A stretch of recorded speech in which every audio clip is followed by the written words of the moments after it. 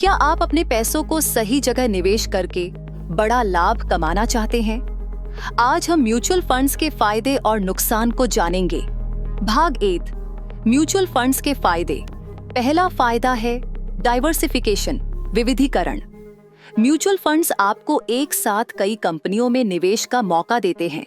मान लीजिए आपने एक ही कंपनी में निवेश किया और वह कंपनी घाटे में चली गई, तो आपका नुकसान होगा।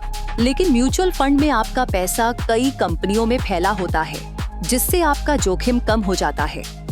दूसरा है प्रोफेशनल मैनेजमेंट, पेशेवर प्रबंधन। म्यूचुअल फंड्स का प्रबंधन अनुभवी फंड मैनेजर्स करते हैं, जो बाजार के उतार चढ़ाव को समझकर आपके पैसे को सही जगह निवेश करते हैं।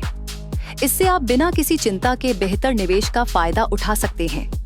तीसरा है लिक्विडिटी, तरलता। म्यूचुअल फंड्स में आप किसी भी समय अपने पैसे को निकाल सकते हैं।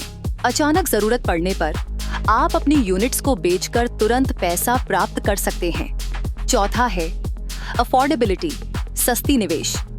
आप SIP, सिस्टमैटिक इन्वेस्टमेंट प्लान के जरिए हर महीने छोटे छोटे निवेश कर सकते हैं।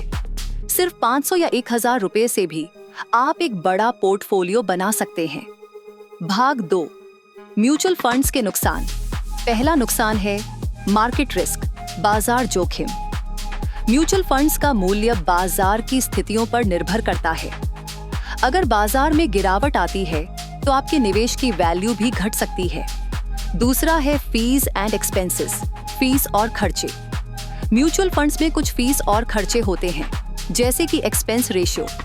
यह फीस आपके रिटर्न को कम कर सकती है। तीसरा है नो कंट्रोल, नियंत्रण की कमी। म्यूचुअल फंड्स में फंड मैनेजर ही तय करता है कि आपका पैसा कहां निवेश होगा।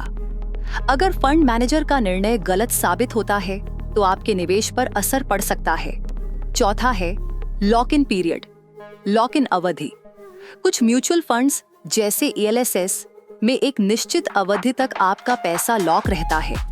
इस दौरान आप अपने निवेश को निकाल नहीं सकते, चाहे आपको जरूरत हो।